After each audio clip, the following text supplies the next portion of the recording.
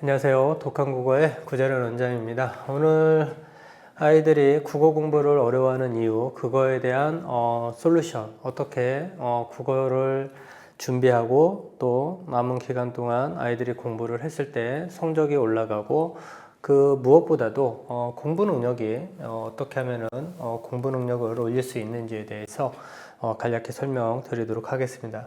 대부분 이제 아이들이 15살, 16살, 17살 보통 조금 늦게 시작하면 국어 공부를 저때 접하고 좀 일찍 시작하는 친구는 뭐 초등학교부터 국어라는 과목에 대해서 좀 집중적으로 공부를 하는데, 어쨌든 아이들이 10년 이상 혼자 독서를 하고 책을 읽고 그 다음에 뭐 글도 쓰고 하면서 어느 순간 수능이라는 큰 시험을 앞에 두고는 국어가 제일 어렵다라는 말들을 하는데, 그 이유가 무엇인가에 대해서 설명을 드리도록 하겠습니다. 사실 고1, 2, 3, 그 다음에 예비 고1은 중학교, 사실 그 앞에는 초등학교 때까지 사실 모든 공부의 사이클은 똑같습니다. 문법 배우고요, 독해력, 비문학 배우고, 그 다음에 문학이 계속 등장을 합니다. 근데 이제 고등학교 와가지고 기본적으로 성적이 일단 크게 떨어지는 경우가 많죠. 물론 이렇게 올라가는 유지가 되는 친구들도 있고요. 근데 이제 대부분의 친구들은 성적이 많이 떨어집니다. 그렇죠? 그리고 이제 고등학교 오니까 확실히 국어가 어렵다라는 말들을 하는데, 중요한 거는 지금 고등학교 와가지고 국어가 특별히 어려워지는 경우도 체감적으로는 당연히 느끼지만, 사실은 이 점수는 기초가 안 잡혀 있고 그 다음에 기초가 지금 부족한 거를 객관적 숫자로 확인하는 겁니다. 그 이유가 왜 그러냐면은, 사실 떨어지는 거, 내가 공부가 기초가 안 되어 있고 준비를 안 하고 그래서 시험에 대한 점수가 떨어지는 건 어떻게 보면 되게 자연스러운 거죠. 그렇죠? 근데 이제 진짜 문제는 뭐냐면, 이때부터 아이들이 정말 열심히 하는데 다른 과목들은 이 기울기가 좀 달라지지만 국어라는 과목은 기울기가 잘 안 바뀐다는 거예요. 아무리 노력을 해도 변화가 일어나지 않는다라는 거죠. 그래서 이게 진짜 문제죠. 사실 뭐 성적이 떨어질 수도 있고 올라올 수도 있고 뭐 이렇게 간다라고 하면은, 내가 하는 만큼 변화가 일어나면은 큰 문제는 아니죠. 그렇죠? 그런데 아무리 노력을 해도 이게 안 바뀐다라는 거는 생각을 해봐야 되는 겁니다. 본질적으로 무엇이 문제인지. 그래서 대부분의 또 이제 전문가분들은 어려서부터 다독해야 된다, 이렇게 솔루션을 내놓는데, 일단 우리는 과거로 돌아갈 수가 없습니다. 그래서 항상 지금부터 어떻게 준비를 해야 되는지 이 부분에 대해서 고민을 하셔야 되겠죠. 그래서 이제 기존에 중학교 때까지 전개 방식에 대한 거는 사실은 정규 교과에 다 나옵니다. 그렇지만 이것만 가지고 문해력을 완성할 수 있느냐, 그거는 이제 생각을 해봐야 됩니다. 왜냐면은 이거는 형식에 해당하는 거고, 우리는 실질적으로 글을 읽고 내용에 대한 거를 쉽게 뭔가 이해하는 과정을 공부하는 거거든요. 근데 이제 대부분의 이런 형식적인 부분에 집중하다 보면은 표시만 많이 했는데 뭔가 분석은 한 것 같은데 내용은 머릿속에 정리가 안 되는 이런 현상이 일어납니다. 물론 중요합니다. 그렇지만 이거에 관한 부분은 우리가 본질적인 해결을 가져갈 수는 없다. 그래서 제가 오늘 여러분들께 설명드리는 핵심은 연결이라는 말입니다. 연결. 너무 쉽죠. 세상을 돌아보니까, 그리고 이제 분석을 하고 수많은 텍스트들, 특히 이제 수능이라는 또는 모의고사, 학력평가, 그 다음에 교과서, 이런 모든 좋은, 우리가 그래도 잘 정제됐다라는 텍스트들을 보면은, 한마디로 말씀드리면은 전개 방식 논리 구조가 탄탄하다, 이런 말보다는 단어와 단어, 문장과 문장 아주 정확하게 잘 쉽게 그것도 연결이 되어 있습니다. 그러니까 그 부분에 집중을 하면은 공부가 훨씬 더 쉬워지더라고요. 그래서 제가 이제 두 가지 방법을 같이, 그러니까 제가 지금부터 말씀드리는 거는 기존의 방법 플러스 제가 지금 제안해 드리는 방법을 합쳐서 비로소 100을 만든 자, 이게 이제 제가 여러분들께 설명드리는 핵심입니다. 그래서 이제 대부분 이제 그렇다면 또 이제 공부를 어떻게 하느냐. 지금까지는 이제 모든 단어를 다 외우고 배경 지식 다 충분하게 쌓고 시험 제시문을 읽으려고 노력을 하고 시험이라는 거를 다 그렇게 대부분은 그렇게 준비를 했죠. 개념 다 잡고 그리고 이제 글을 읽고 책을 읽고 그리고 책을 읽는 이유는 책을 잘 읽기 위해서 이런 방식으로 공부를 하고 있거든요. 그런데 제가 보면 볼수록 드는 생각이 세상에서 제일 어려운 건 단어, 그 중에 명사. 왜냐하면 명사는 무한대이기 때문에 단어가 제일 어렵습니다. 그리고 글이 제일 쉽습니다. 그러니까 책이 제일 쉬운 거죠, 어떻게 보면. 왜냐면 결국 책이라는 거는 저 단어, 어려운 단어 하나를 설명하고 있는 거고, 그 과정에 우리가 이제 국어사전이라든가 백과사전을 통해서 모르는 단어를, 명사를 하나, 개념어를 하나 공부를 하죠. 근데 이해가 안 되죠. 그래서 이제 우리는 학교에서 공부를 하는 거고, 성인이 대해서는 다독을 하는 거죠. 그러니까 결과적으로 얘를 읽으면 읽을수록 지식이 충만해지고 대단해지는 게 아니라 내가 어렵고 몰랐던 거를 쉽게 알게 되는 거죠. 그러니까 공부의 방향은 이렇게 가야 되는 거죠. 그러면은 자기주도가 되는 친구랑 그렇지 않은 친구의 차이점은 이제 글을 잘 쉽게 읽을 수 있느냐, 이게 이제 관건인 거죠. 그렇죠? 그래서 글을 쉽게 읽기 위해서 어려운 단어를 먼저 다 공부하고 글을 읽으면은 이제 그거는 글을 읽는 거가 아니라 머릿속에 있는 배경 지식을 확인하는 그런 과정이 돼버리는 겁니다. 그래서 저는 문장과 문장 간의 관계, 또 문단 또는 한 편의 제시문에 있는 글의 특성을 먼저 잡아주고 그 안에 나온 어려운 단어를 근데 또 어려운 단어도 안 나와요. 모의고사라든가 이번 수능도 마찬가지입니다. 수능도 기본적으로 뭐 칸트 제시문 나왔고 법률 관련한 제시문 나왔지만 그 안을 한 번 더 들여다 보시면은 그 안에는 어려운 말이 없어요. 동일성이라든가 인격이라든가 인간에 대한, 아니 인간이라는 말을 어렵다라고 아이들이 생각하나요? 평상시에. 근데 사실 그게 진짜 어려운 거죠. 정의하기가 쉽지 않기 때문에. 그래서 어쨌든 공부의 방향은 지금까지 이렇게 왔으니까 저는 이렇게 가는, 그래서 여기 있는 특징을 먼저 잡아준다.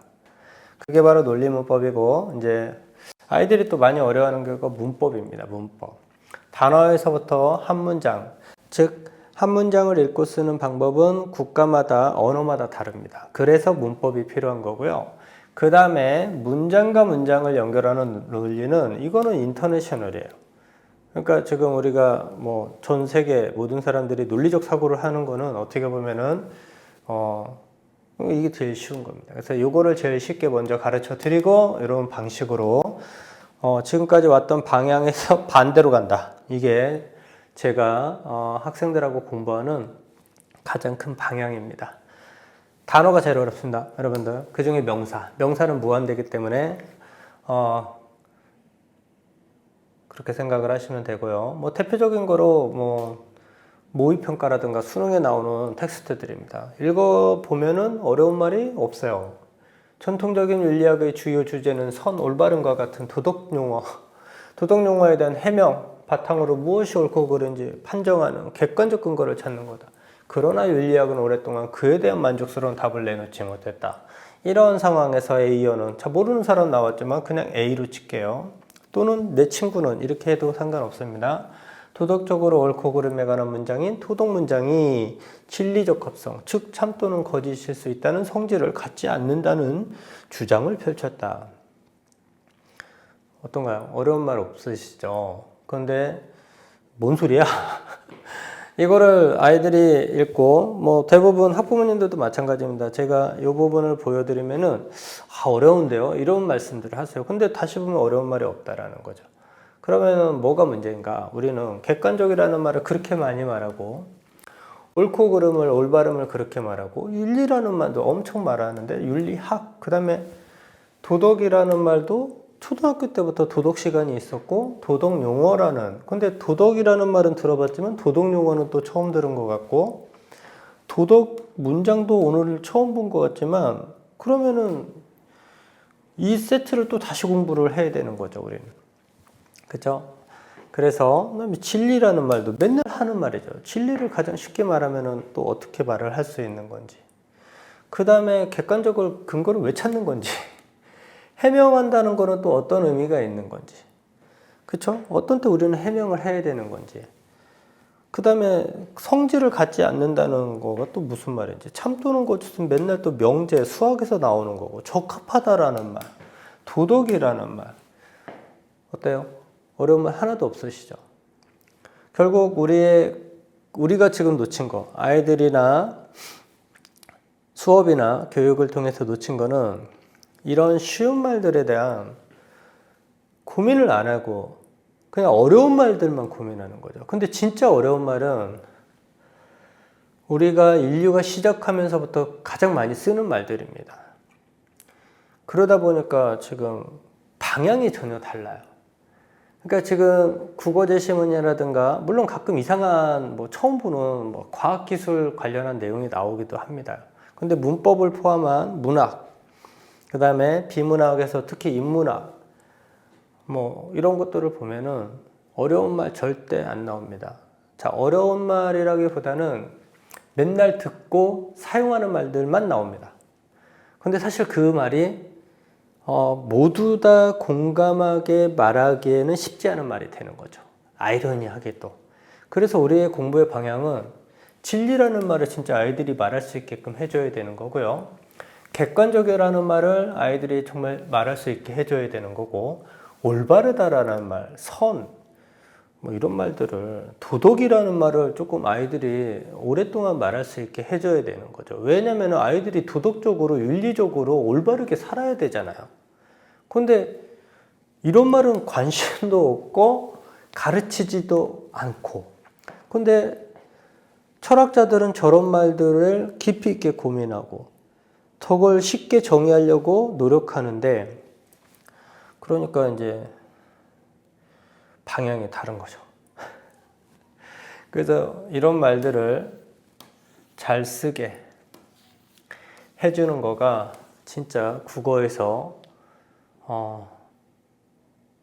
수많은 제시문들 이런 걸 통해서 집중적으로 파고 들어가는 거, 이게 바로 국어 공부의 방향입니다.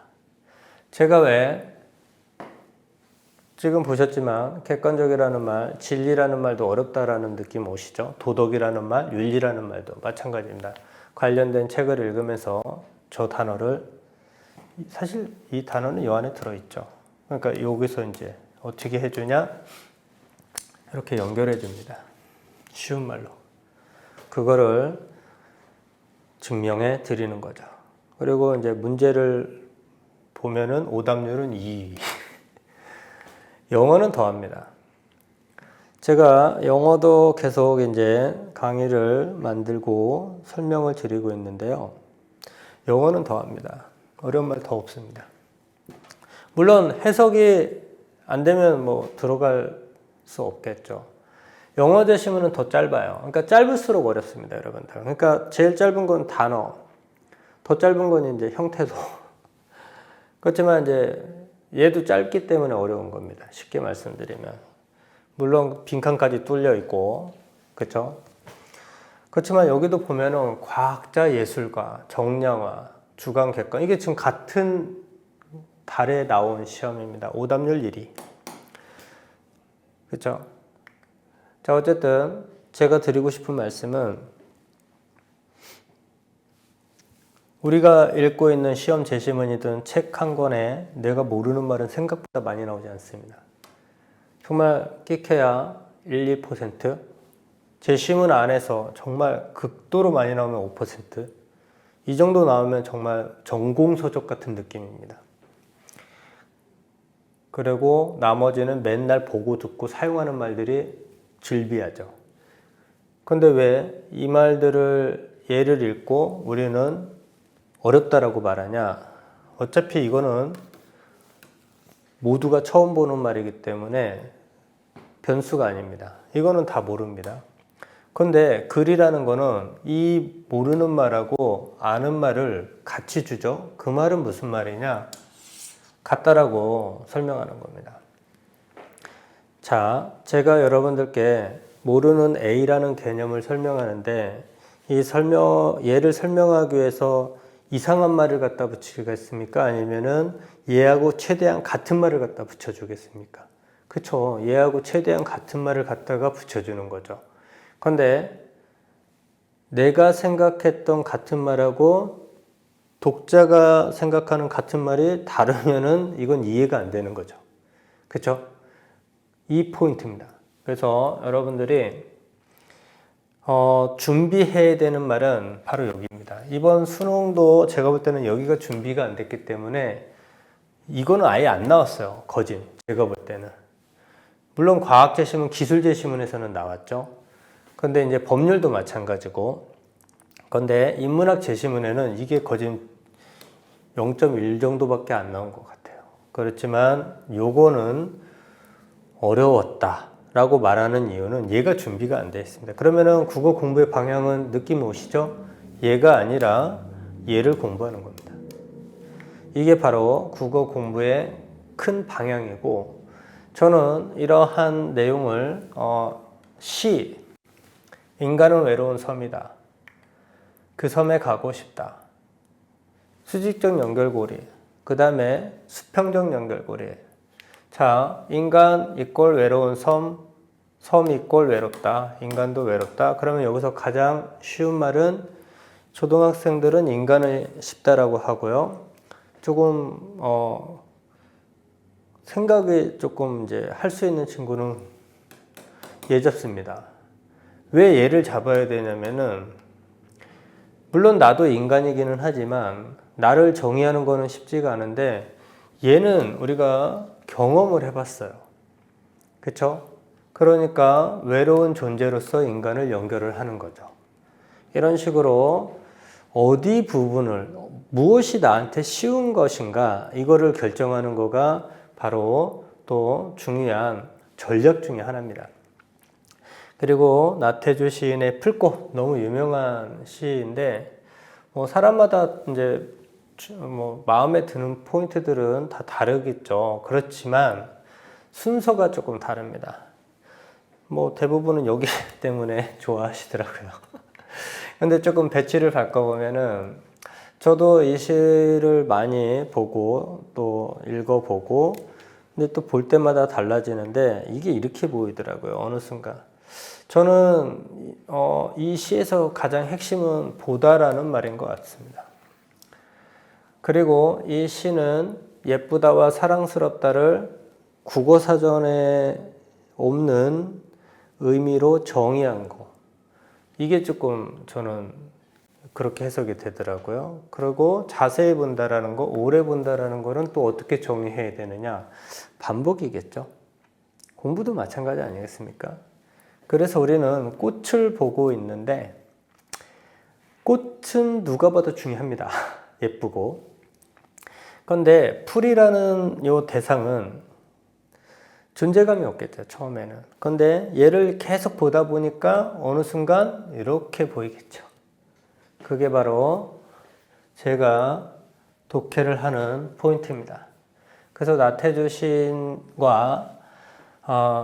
시인이 세상을 보고 풀을 보는 하나의 세상을 보는 관점이라고 하면은, 하나의 제시문에서 이 풀과 같은 존재들, 우리가 자세히 보고 오래 보아야 하는 존재는, 대상들은 어렵고 처음 보는 말이 아니라 매일 보고 듣고 사용하는 말들일 겁니다. 이게 바로 국어 공부의 방향입니다.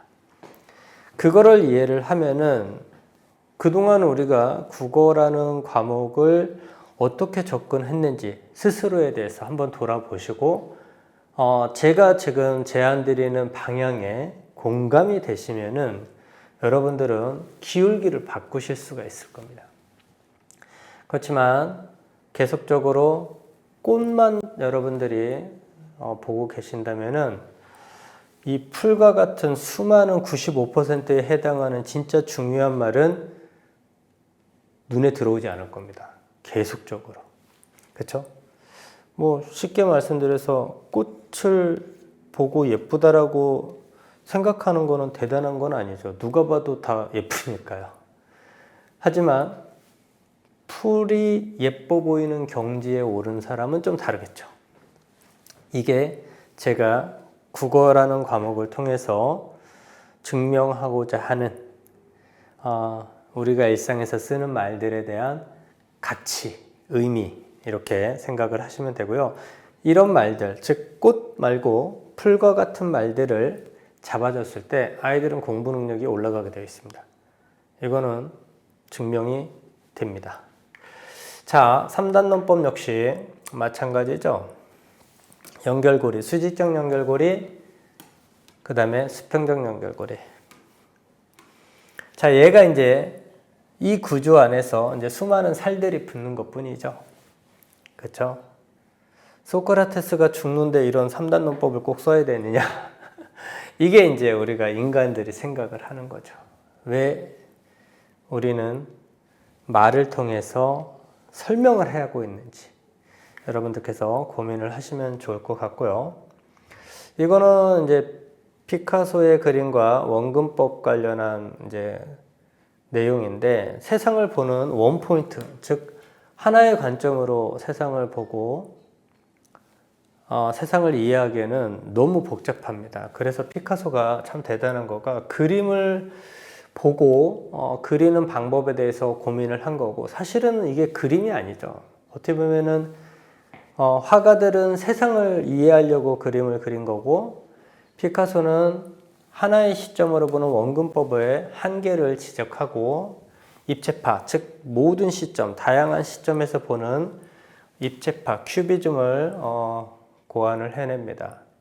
그렇다면 이런 구조에서 우리가 생각해 봐야 되는 거, 글을 읽고 쓰는 데 있어서 조금 전에 봤던 원근법과 같은 시선으로 우리는 글을 읽고 쓰고 있는 거가 아닌지, 대부분 읽고 이해가 안 되면 다시 앞에서 이렇게 공부를 하실 겁니다. 그래서 2번 정도 읽고 이해가 안 되면 입체적으로 글을 읽을 수 있는 방법, 이게 바로 제가 이제 제안을 해드리는 수평적 독해와 수직적 독해의 핵심입니다. 그래서 전략을 바꿀 수 있는 상황에 따라서, 그래서 대부분의 글은 2가지를 같이 병행을 하는 방향으로 하시면은 너무 글이 쉬워진다. 이것도 이제 수능에 나왔던 내용인데 너무 심플합니다. 음악과 시간, 어디에 마음이 먼저 가야 되나, 우리는. 이번 수능에서도 시간과 공간 얘기 나왔죠. 칸트 관련한 제시문에서. 근데 대부분 아이들은 주어가 중요하다고 배웠기 때문에 음악으로 갑니다. 근데 음악을 잡는 친구는 지금 포인트를 잘못 잡은 거예요. 왜냐면 물론 음악도 많이 들으니까 뭐 익숙하죠. 그렇지만 시간을 먼저 이해를 해야 됩니다. 그리고 이 글 역시 음악이 어려워서 시간으로 설명해서 연결해 주는 겁니다. 정의해 주는 거죠. 자, 여기서 제가 중요한 포인트는 정의한다는 말씀입니다.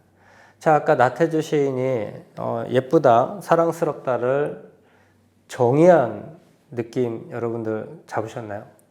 그렇다면은 이제 제가 드리는 설명의 핵심을 지금 잡으신 겁니다. 모든 글은 글쓴이가 됐던 소설가가 됐던 시인이 됐던 그림 그리는 사람도 마찬가지입니다. 인간은 정의하는 존재. 저는 이렇게 여러분들께 설명드릴게요. 제가 보는 관점, 제가 주장한다, 제가 세상에 대해서 생각을 말한다, 이거 나름 다 정의한 겁니다. 우리가 정의한다라면 무슨 학자만 정의하는 거라고 생각하시는데 그렇지 않습니다.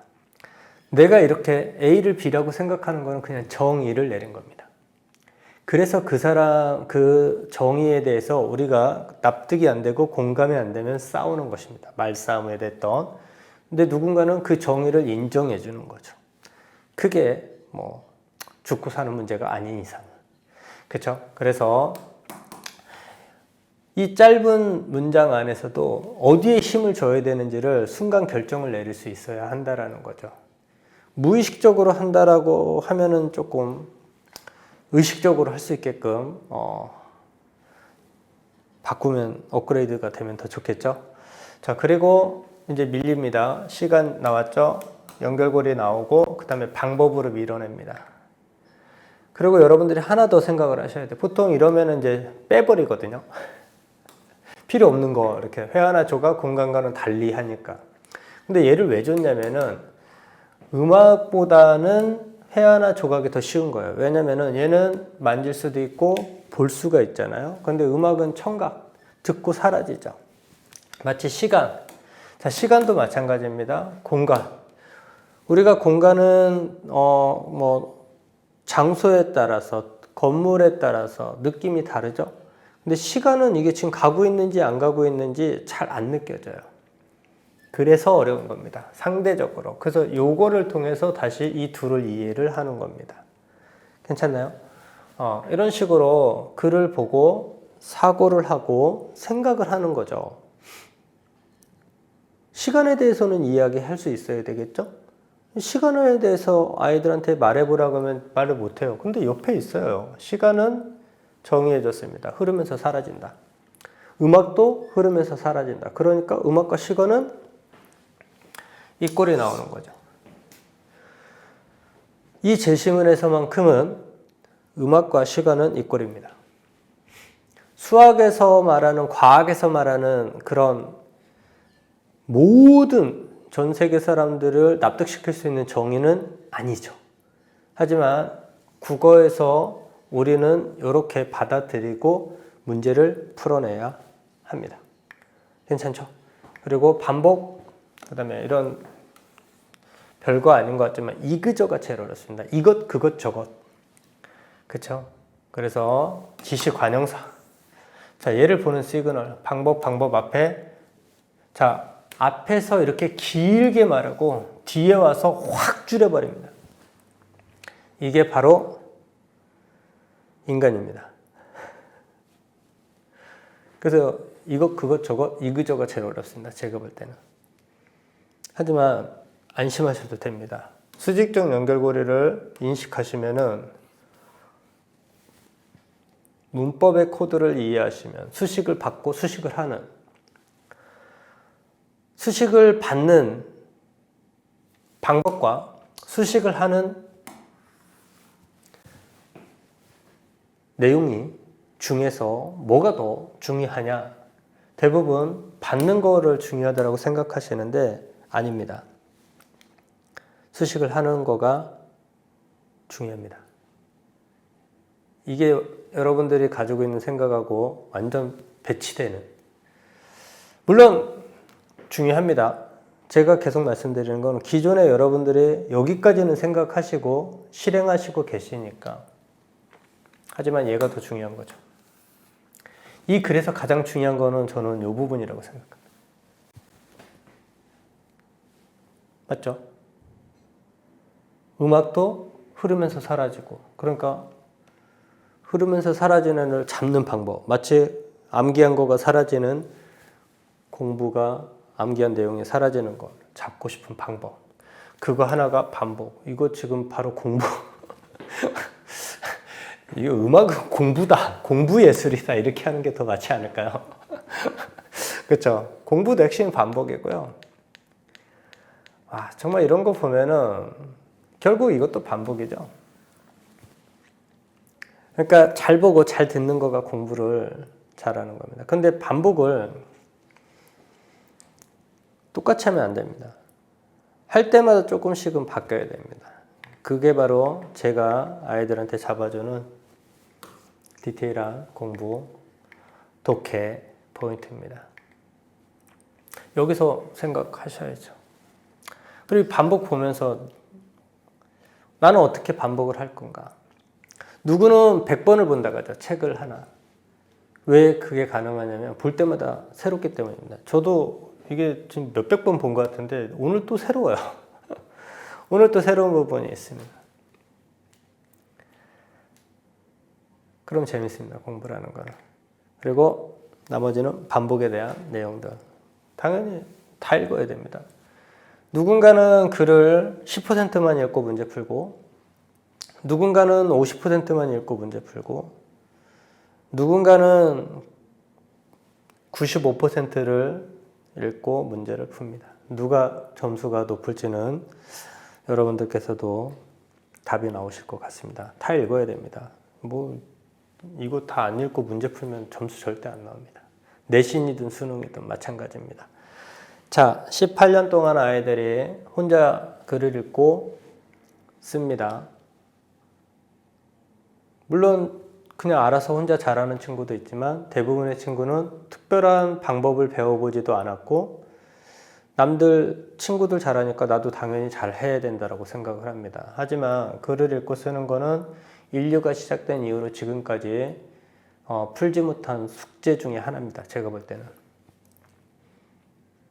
여전히 잘하는 사람보다는 어려워하는 사람이 더 많고 그거에 대한 고민. 뭐 잘하는 친구들은 그냥 내비둬도 되겠죠. 근데 좀 어려워하는 친구들을 그래도 조금 객관적으로 효과가 나오게끔 도와줘야 되겠죠. 그거를 제가 해드리겠다라고 생각을 하시면 됩니다. 물론 열심히 안 하면 안 됩니다. 열심히 한다라고 마음 먹었을 때. 그래서 제 모토는 예측 가능한 국어. 그리고 문제점을 인식하고부터는 국어의 시간을 엄청 쓰거든요. 그래도 안 바뀝니다, 잘. 그래서 조금 줄여주고 다른 과목에 적용할 수, 이게 이제 포인트입니다. 다른 과목 공부 늘리면서 다른 과목도 결국 국어죠. 그리고 다른 과목에 또 적용할 수 있는 거. 사실 이게 중요합니다. 우리가 이제 공부가 너무 전문화되면서 나타나는 특징이 다 따로따로 공부입니다.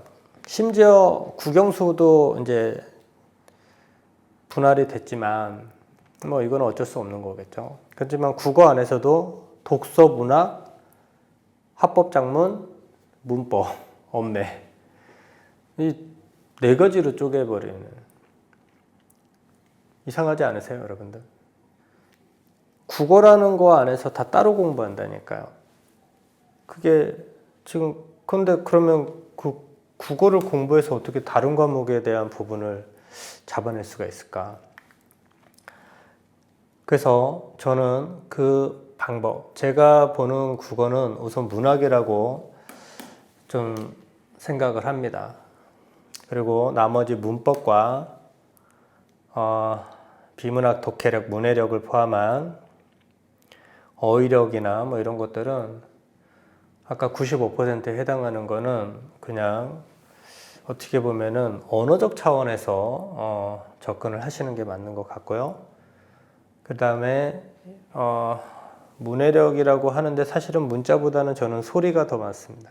우리는 처음부터 소리를 가졌고 세종대왕님도 훈민정음 즉 한글을 만드셨지만 훈 가르치다, 민 백성을 바르다, 소리의 시각화 즉 그게 바로 문자입니다. 그러면 우리는 문자를 보면서 문자를 해석하는 것가 아니라 문자를 바로 청각화해서 그 소리에 대한 값을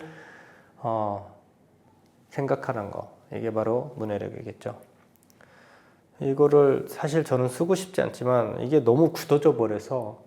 근데 우리가 지금 문자 해석하는 건 아니잖아요. 무슨 벽화에 있는 뭐 이상한 그림의 그걸 하는 건 아니잖아요. 그렇죠? 그러니까 한국 사람 중에 지금 여기 있는 문자를 못 읽고 소리 못 내는 사람은 없죠. 근데 소리까지 내고 끝냅니다. 그래서 문해력이 안 되는 겁니다. 독해력 다 같은 말이죠. 사고는 또 뭐냐? 생각사의 생각고, 생각 두 번 하는 겁니다. 그러면 이제 답이 나왔죠. 생각. 제가 제일 관심 갖는 단어는 소리는 생각입니다. 그래서 인간은 생각하면은 데카르트 떠오르시죠? 나는 생각한다, 고로 존재한다. 그리고 근대가 열리죠. 근데 생각을 아이들한테 물어보면은 생각보다 생각에 대해서 잘 말을 못합니다. 일단은 생각을 이렇게 더 어려운 말들로 논리력, 판단력 막 이렇게 말합니다. 제가 아까 초반에 말씀드렸던 핵심은 A라는 어려운 단어, 익숙한 단어가 나왔을 때 걔를 정의하는 방법은 걔보다 어려운 말을 말하면 안 됩니다. 걔보다 쉬운 말로 설명을 해줘야 우리는 이해를 할 수가 있습니다. 그래서 저는 생각은 연결이다 라는 정의를 통해서 문해력과 여러분들이 고민인 국어 능력에 대한 접근을 합니다. 다만 연결을 우리가 다 말을 하고 있죠. 저의 특징은 정도가 좀 다릅니다. 95% 이상. 정말 많이 꺼내야 됩니다. 쬐끔 꺼내는 거가 아니라, 그래서 연결은 뭐 대한민국, 뭐 전 세계 모든 사람들이 다 연결에 말하고 있지만, 저와 차이점은 저는 압도적으로 많이 퍼센테이지를 준다. 그리고 그 연결, 다시 말해서 생각이죠. 생각은 능력이 됩니다. 사실 독해력도 문해력도 아까 단어와 단어, 문장과 문장을 잘 연결하면은 그 중에 근데 어떤 걸 잡아야 되냐? 어려운 말에 관심 가지면 안 되고 쉬운 말에 대한 충분한 이해가 되어 있으면 둘은 이꼴 같다가 나오거든요. 사고력도 연결. 그래서 수학은 계속 이꼴을 하죠. 근데 수학보다 국어에서 더 많은 이꼴을 좀 사용하시면 좋을 것 같고요. 논리력도 뭐 말과 앞뒤말을 잘 연결하는 거 이렇게 해석할 수가 있잖아요. 그 다음에 창의력도 내가 전혀 생각하지 않은 거와 둘을 연결해서 둘이 같다라고 증명을 하고 그걸 사람들한테 설명했는데 모두가 다 박수치고 있으면은 그건 창의력이 있는 겁니다. 근데 내가 연결해가지고 설명했는데 아무도 지금 못 알아들으면 그런 사람을 우리는 창의력을 있다라고 말하지 않겠죠. 결국 공부는 주관이 객관합니다. 처음에는 나 혼자만의 생각이었던 거를 꺼내서 표현했는데 모두가 박수를 치고 있다. 이러면은 공부가 쉬워진 거고 그 사람은 정말 우리의 방향은 그게 돼야 되지 않겠습니까? 혼자 창의적으로 생각했는데 혼자만 계속 이해되고 다른 사람은 아무도 공감하지 않으면은 이거는 위험한 주관이 되겠죠. 다양성이 아니라 그거는 어떻게 보면은 고립되는 과정으로 절차로 갈 겁니다. 그래서 저는 아이들한테 가장 중요한 단어가 객관합니다. 나를 객관화하는. 근데 이제 처음에는 아무도 관심 갖지 않은 나만의 관점이었는데 그걸 오픈하고 나니까 모두가 공감하고 모두가 인정하고 이해하는 그거는 바로 객관적 사람이 되는 겁니다. 그래서 객관식 문제가 중요한 겁니다. 대부분 객관식 문제를 오지선다로 이렇게 너무 얄팍하게 보시는데 우리는 결국 나를 객관화하는 과정을 공부하는 겁니다. 공부의 본질은 공통점에 대한 어떻게 보면은 이해, 그게 중요하지 않을까. 그렇죠? 우리 사회를 봐도 그렇죠. 어쨌든 고민해 볼 만한 내용입니다. 그래서 저 같은 경우 이제 여러분들께 설명드리는 핵심은 많은 사례를 하나의 방법으로만 보고 있는 현실에 대해서 하나의 사례, 짧아도 좋습니다. 뭐 책이어도 좋지만 책보다는 저는 제시문 또는 교과서에 나오는 정말 좋은 글을 아까 뭐 저는 짧은 그 나태주 시인의 풀꽃 이것도 지금 몇백 번 봐도 계속 볼 때마다 재밌거든요. 어쨌든 하나의 사례를 다양한 방법으로 공부할 수 있는 사람이 되는 거가 중요하지 않나 뭐 생각을 해봅니다. 자, 어쨌든 이런 방향이 국어 공부의 방향이지 않을까. 그래서 95%를 이해하게 해주는 거. 감사합니다.